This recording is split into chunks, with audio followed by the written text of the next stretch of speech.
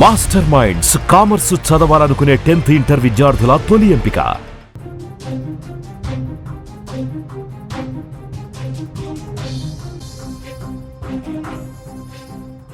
America Iran మధ్య నెలకొన్నటువంటి యుద్ధ వాతావరణంలో ఇప్పుడు కీలక అంశం తెరపైకి రావడం జరిగింది.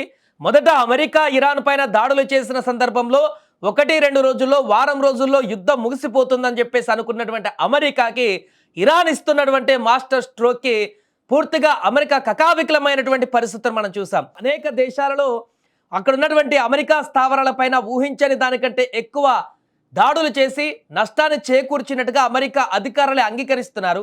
అయితే ఈ నష్టం విలువ ఇప్పుడు $1 బిలియన్ ఉంటుందని, మరమ్మతులకు భారీగా ఖర్చు చేయాల్సి వస్తుందని అక్కడ ఒక న్యూస్ తన కథనంలో వెల్లడించింది అమెరికాలో.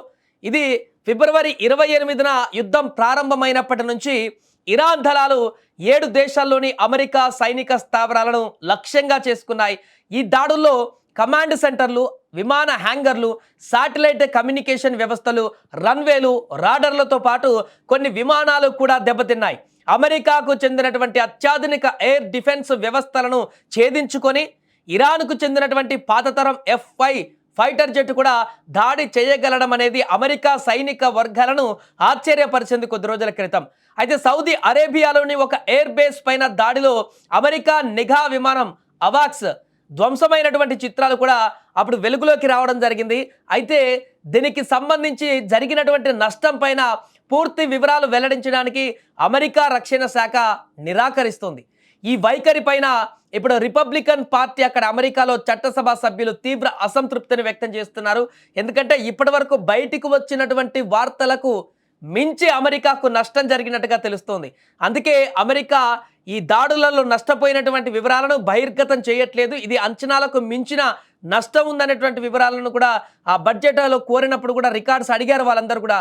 దీనిపైన విమర్శించడం సరికాదు అంటున్నారు. సో ఇప్పటికే యుద్ధం కోసం ట్రంప్ ప్రభుత్వం అక్కడ కాంగ్రెస్లో $200 బిలియన్ కూడా కోరింది. యుద్ధం మొదలైన మొదటి వారంలోనే అమెరికా $11 బిలియన్ ఖర్చు చేసినట్టుగా కూడా తెలుస్తుంది. ఈ నేపథ్యంలో ఇరాన్ చేసినటువంటి దాడి, ఇరాన్ చేసినటువంటి ఎదురు దాడిలో జరిగినటువంటి నష్టం అమెరికాకి ఇప్పుడు భారీ దెబ్బ పడిందని చెప్పవచ్చు. బైక్వి బింకానలుగా ట్రంప్ మాట్లాడుతున్నా, ఇరాన్ని అణచివేస్తాం, రకరకాలుగా క్లోజ్ చేస్తామని చెప్పేసి మాట్లాడుతున్నా కూడా ఈ యొక్క యుద్ధంలో ఇరాన్ కొట్టినటువంటి దెబ్బకి అమెరికాకు తగిలినటువంటి గాయం చాలా పెద్ద ఎత్తున ఉందనేటువంటి విషయం చాలా స్పష్టంగా కనిపిస్తుంది. ఎకానమీ పరంగా అమెరికా కోలుకోలేనటువంటి దెబ్బ పడినట్టుగా తెలుస్తుంది ఇరాన్లో. అంటే వేసినటువంటి అంచనాకు మించి, అంటే వారం 10 రోజుల్లో ముగిసినా కూడా అంత పెద్ద ఎఫెక్ట్ కాదు అమెరికాకు అనుకున్నటువంటి అమెరికా అధ్యక్షుడు ట్రంప్కి గల్ఫ్ దేశాల్లో ఉన్నటువంటి వివిధ దేశాల్లో అమెరికా స్థావరాలపైన, వైమానిక వ్యవస్థలపైన, రాడర్లపైన, విమానాలపైన చేసినటువంటి దాడులతో విపరీతమైనటువంటి నష్టాన్ని, లక్షల కోట్లలో నష్టాన్ని ఇప్పుడు చెవి చూడాల్సిన పరిస్థితి అమెరికా వచ్చినట్టుగా తెలుస్తుంది.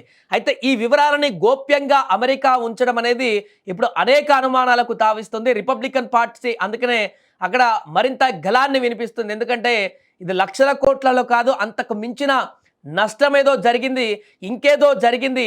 అమెరికా పైన జరిగినటువంటి, అమెరికా వ్యవస్థలపైన, రక్షణ వ్యవస్థలపైన జరిగినటువంటి ఇరాన్ దాడులలో ఇంకా బయటికి చెప్పలేనటువంటి, తెలియనటువంటి అనేక విషయాలు దాగున్నాయి.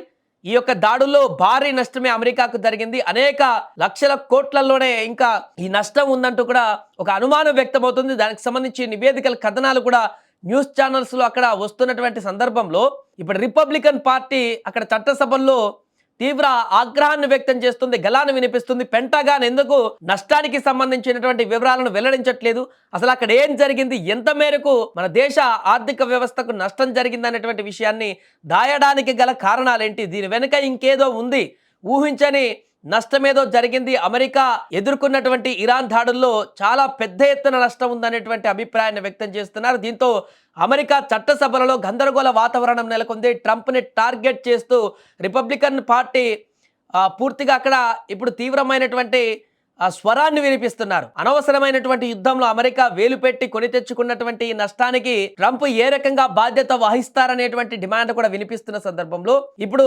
తాజాగా చట్టసభలో మొదలైనటువంటి ఈ యొక్క ఆందోళన తారాస్థాయికి చేరేటువంటి అవకాశం కనిపిస్తుంది. దీంతో ప్రపంచానికి తెలియనిది ఇంకేదో జరిగింది, అమెరికా జరిగినటువంటి నష్టానికి మించి అక్కడ ఇంకేదో జరిగింది. ఇరాన్ చేసినటువంటి దాడుల్లో ఊహించని పరిణామాలు చాలా జరిగాయి.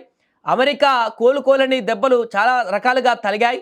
అవి బయటి ప్రపంచానికి తెలిసి అమెరికా పైన చిన్నచూపు పడుతుందనేటువంటి ఉద్దేశంతో ఈ విషయాలు బయటికి చెప్పట్లేదా, లేక అమెరికా భారీ నష్టాన్ని బయటికి చెప్పకుండా ఆ మేకపోతు గాంభీర్యాన్ని ప్రదర్శిస్తుందా అనేటువంటి అనుమానాలు కూడా వ్యక్తమవుతున్న సందర్భంలో తాజాగా రిపబ్లికన్ పార్టీ అందుకున్నటువంటి ఈ యొక్క వైఖరి చట్టసభల్లో ప్రశ్నిస్తున్నటువంటి ప్రశ్నల దాడికి ఉక్కిరిబిక్కిరి అవుతుంది అక్కడ ట్రంప్ ప్రభుత్వం.